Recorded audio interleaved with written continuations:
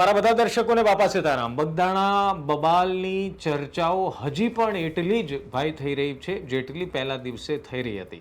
હા, હવે આ આખાઈ કાંડમાં, આખાઈ કિસ્સામાં કેટલાક લોકોને ઘણી બધી હવે માહિતીઓ છે, એટલા માટે હવે કેટલાક લોકો રાહ જોઈ રહ્યા છે કે એસઆઈટી શું કરે. કેટલાક એવા લોકો પણ છે જે એ વાતની પણ ઉતાવળમાં છે કે એસઆઈટી જલ્દી કંઈક કરે.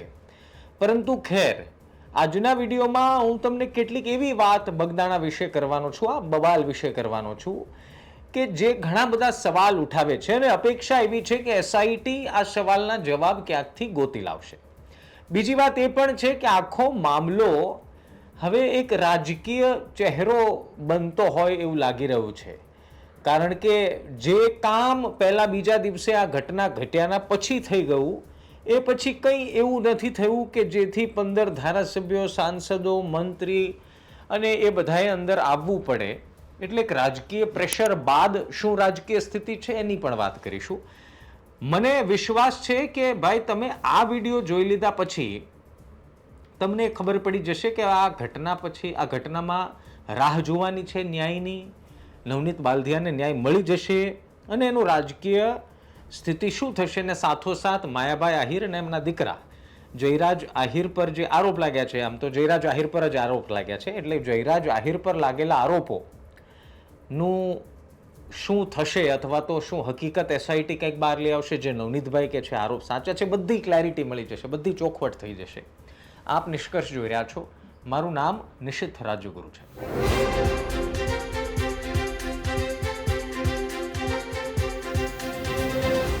તો બાપલી, સૌથી પહેલી વાત સમજી લો કે આ કિસ્સામાં આવનારા દિવસોમાં કંઈક એવી માહિતી ખુલવા જઈ રહી છે જેની અપેક્ષા કદાચ હું માનું ત્યાં સુધી કેટલાય કોળી સમાજમાંથી આવતા યુવાનોએ નહીં કરી હોય અને આહિર સમાજમાંથી આવતા યુવાનોએ પણ નહીં કરી હોય. આ થઈ વાત નંબર 1.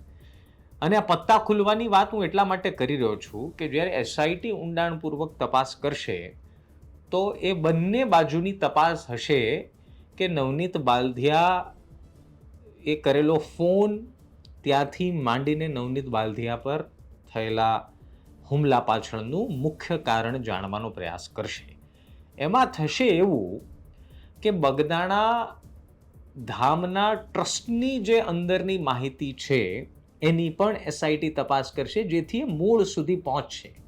અને કદાચ એ પણ રિપોર્ટમાં, એસઆઈટી જ્યારે રિપોર્ટ સબમિટ કરશે ત્યારે એ પણ રિપોર્ટમાં સામે આવશે, જે અત્યાર સુધી ટ્રસ્ટના ટ્રસ્ટીઓ મૌન રાખીને બેઠા છે એ કદાચ એસઆઈટી ટીમ સામે પોતાનું મોં ખોલે, મગનું નામ મરી પાડે એવું બને. આથી વાત નંબર 1. એટલા માટે હું કહું છું પત્તા ખુલશે ને ખુલશે. બીજી વાત, હોસ્પિટલમાંથી ડિસ્ચાર્જ થયા બાદ નવનીતભાઈ પોતાના ઘરે પહોંચી ગયા અને આત્મવિલોપનનો જે પ્રયાસ થયો એ બાદ મીડિયાના લોકોએ નવનીતભાઈની પણ પ્રતિક્રિયા લીધી. નવનીતભાઈએ 2 વાત બહુ ગજબની કીધી જેના પર ધ્યાન વધારે તમારે કેન્દ્રિત કરવાની જરૂર છે. મને લાગે એસઆઈટી પણ કરશે એવી આપણે અપેક્ષા રાખીએ. એક વાત કે પોલીસ વિભાગે શું બધા જ ઓડિયો જે વાયરલ થયા છે એની સિવાયના કેટલાક ઓડિયો જે નવનીતભાઈએ આપ્યા છે, શું એ બધા જાહેર કર્યા છે અથવા તો ધ્યાન પર લીધા છે કે નથી લીધા? નંબર 1. અને બીજો આરોપ જે નવનીત બાલધિયાએ લગાવ્યો કે બંને મહિલા અધિકારી, એક પીઆઈ ડાંગર જેમને બગદાણાના પીઆઈ હતા, જેને હીરાભાઈ સોલંકીએ ફોન કર્યા ગાંધીનગર, ફોન ઘુમેડ્યા બાદ ગાંધીનગરથી તરત ઓર્ડર આવ્યો ને એમની ટ્રાન્સફર થઈ, અને બીજા ડીવાયએસપી રીમા ઝાલા, જેમની પાસેથી તપાસ લઈ લેવામાં આવી. નવનીત બાલધિયાનું કહેવું છે કે આ બંને મહિલા પોલીસ અધિકારીઓ વિશે જો ઊંડાણપૂર્વક તપાસ થાય તો ઘણું બધું નીકળી શકે. બીજું, એમણે એવી માંગ કરી કે આ બંને મહિલા પોલીસ અધિકારીઓને આરોપી બનાવવા જોઈએ, કારણ કે આ આખા મામલામાં ફરિયાદ કર્યા બાદ આ બંનેની કામગીરી જે છે એના પર નવનીતભાઈને શંકા છે અને હવે એ અપેક્ષા રાખી રહ્યા છે કે એસઆઈટી જે એમને આરોપ લગાવ્યા છે એની તો તપાસ કરે જ, જોડે જોડે આ પોલીસ અધિકારીઓની પણ ભૂમિકાની તપાસ થાય, જેથી કરીને એક ચોખ્ખું સ્પષ્ટ ચિત્ર સામે આવે. અચ્છા, આ તપાસ શું કામ થવી પણ જોઈએ? એનું કારણ એ છે કે ભાઈ જો 24 કલાક ન થયા હોય ઘટનાને, એ પહેલા કોઈ પોલીસ સ્ટેશનના પીઆઈને ટ્રાન્સફર કરવામાં આવે, પડતા મૂકવામાં આવે, તો એનો મતલબ કંઈક ડખો છે. બાકી સરકાર કાંઈ કોઈને કીધે કે હું આજે ગાંધીનગરમાં હું કોઈ ધારાસભ્ય પાસે જાઉં ને એમ કહું કે સાહેબ આ મને આનાથી વાંધો છે, અને કે ધારાસભ્ય ગાંધીનગર ફોન કરે તો કે સરકાર ગાંડી નથી 24 કલાકમાં કોઈનું જાણ્યા જોયા વગર ટ્રાન્સફર કરી દે. એટલે એ વસ્તુ આપે પણ વિચારવાની છે કે કોઈ અધિકારીનું તાત્કાલિક ટ્રાન્સફર શું કામ થાય, તો યા તો એના પર આરોપ લાગેલા એ ગંભીર આરોપો છે, અને યા તો બીજો મતલબ કે સરકાર જાણે છે કે એ અધિકારીની ભૂમિકા ડાઉટફુલ છે.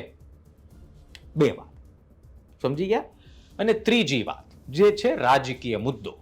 હવે હીરાભાઈ જીતુભાઈ વાઘાણીને મળ્યા. હવે આમાં ઘણા બધા એવું ફોટો જોયા પછી કમેન્ટ કરી, અને પછી કેટલાક નેતાઓએ પણ આડકતરી રીતે કીધું કે ભાઈ આમાં કઈ નવનીત બાલદિયા કે બગદાણા મુદ્દે કઈ ચર્ચા થઈ નથી. તો આવું કોઈ કે તો એને સાચું માનવું નહીં. શું કામ? કારણ કે જ્યારે બે નેતાઓ મળતા હોય ત્યારે સ્વાભાવિક રીતે મિત્ર ભાવે જ્યારે મળતા હોય ત્યારે બધા જ વિષયની વાત થતી હોય એવું ભૂતકાળમાં આપણે જોઈ ચૂક્યા છીએ. પણ હવે એનું ઓફિશિયલ કંઈ જાણકારી હોય નહીં, કેમ કે કઈ જીતુભાઈ કે હીરાભાઈ થોડું કે હા અમે બગદાણા મુદ્દે વાત કરી, નહીં તો અમે મીડિયાવાળા પાછા 5 સવાલ પૂછીએ તો ડખામાં પડે, તમે સમજ્યા? એટલે કે નહીં, પણ મૂળ વાત થઈ હોય આપણે એવું માની લઈએ. ચોખવટ ન કરે એટલે આપણે એવું કહેવું પડે ને કે માની લઈએ. નવનીતભાઈ વિશે અથવા તો એમના પર થયેલા હુમલા વિશે જીતુભાઈ અને હીરાભાઈ વચ્ચે થયેલી વાતચીત મહત્વની એટલા માટે છે કારણ કે જીતુભાઈ વાઘાણી મંત્રી છે નંબર 1, બીજું ભાવનગરથી જ આવે છે. માયાભાઈ આહિર સાથે જીતુભાઈ વાઘાણીના સંબંધ સારા હોવાની ચર્ચા છે. આખાઈ કાંડમાં જેના પર આરોપ છે, જે રસ લઈ રહ્યા છે, જેના કારણે આ મામલો મોટો થયો છે, બધા એક જ પક્ષના છે, એટલે કે ભારતીય જનતા પાર્ટીના. અને એટલા જ માટે શાનપણથી આખો મામલાને રાજકીય રીતે હેન્ડલ કરવાનો પ્રયાસ સરકાર તરફથી થઈ રહ્યો છે. અને સૌથી મહત્વપૂર્ણ બાબત કે જીતુભાઈ વાઘાણી ખુદ ભાવનગર જિલ્લાના છે. અચ્છા, ત્યાં સુધી કહી દઉં કે એમની જે સીટ છે વિધાનસભાની ત્યાં પણ મોટી સંખ્યામાં કોળી મતદારો છે.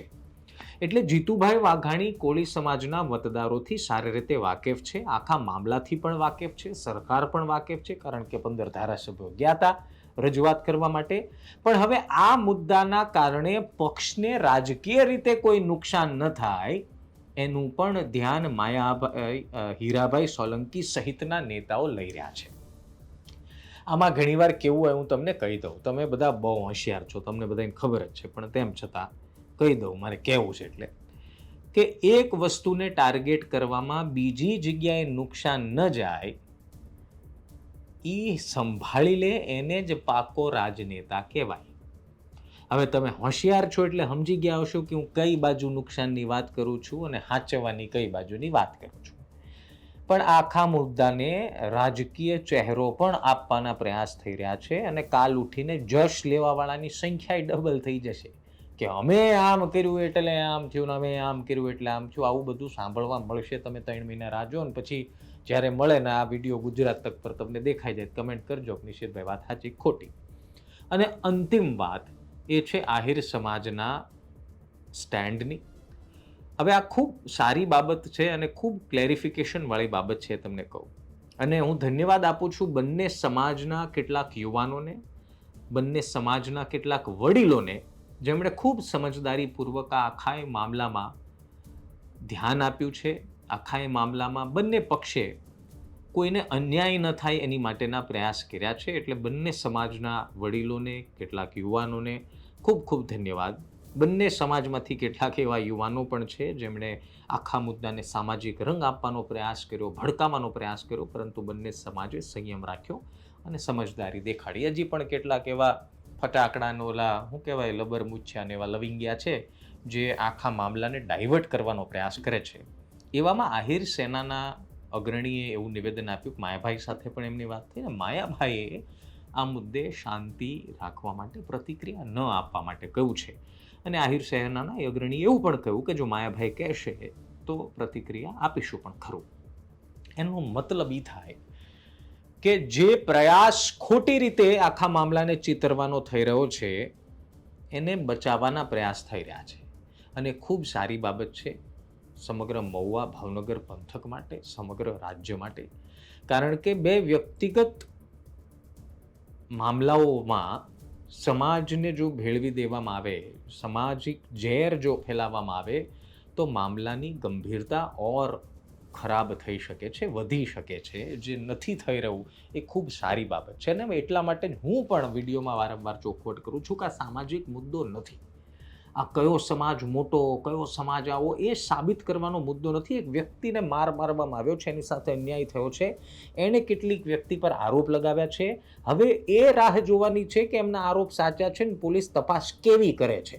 જો આમાં જરૂરી એવું પણ છે કે કેવી તપાસ કરે છે. હવે તમે મને એક સવાલનો જવાબ આપજો કે જો હીરાભાઈ સોલંકી મહુવા બેઠા બેઠા ગાંધીનગર ફોન કરે અને બગદાણાના પીઆઈ ડાંગરનું સસ્પેન્શન અથવા તો ટ્રાન્સફર ઓર્ડર આવી જાય, તો આપ વિચાર કરો કે 15 ધારાસભ્ય ભેગા મળીને ગાંધીનગર ગયા તો એ પાવર કેવો હશે. તમે સમજ્યા મારી વાત?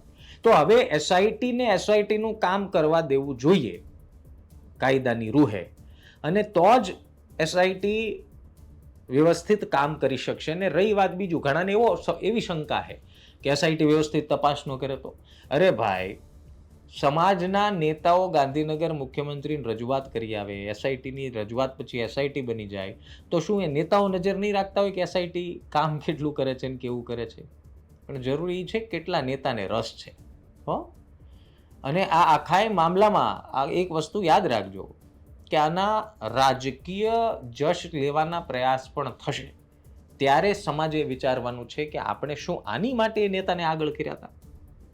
હું કોઈ નેતાનું નામ નથી લેતો અને કોઈ સમાજના નેતાનું નામ પણ નથી લેતો, પરંતુ રાજનેતાઓનું આ મૂળ કામ છે.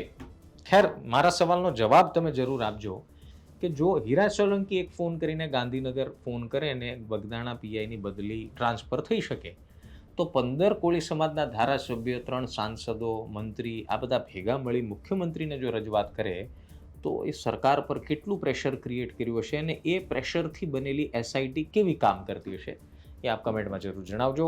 વિડીયો જો ગમ્યો હોય વાલા તો લાઈક કરજો, શેર કરજો. તમે કમેન્ટ જરૂર કરજો. કેટલાક લોકોને મારા શબ્દ નહીં ગમ્યા હોય, કેટલાક લોકોને મારા શબ્દ ગમ્યા હશે, કેટલાક હરકપદુડા સલાહ પણ આપશે, કેટલાક હરકપદુડા ખુદ પોલીસ હોય અને ખુદ જજ હોય એવા નિર્ણય પણ કમેન્ટમાં કરજે. પણ કરજો, મને ખોટું નહીં લાગે. તમારી કમેન્ટથી હું સુધારવાનો પ્રયાસ એ કરું છું, એટલે કમેન્ટ જરૂર ભાઈ સમજીને કરજો. બાકી મળીએ કાલે નવા વિડીયોમાં. ત્યાં સુધી ધ્યાન રાખો, મજા કરો. બાપા સીતારામ.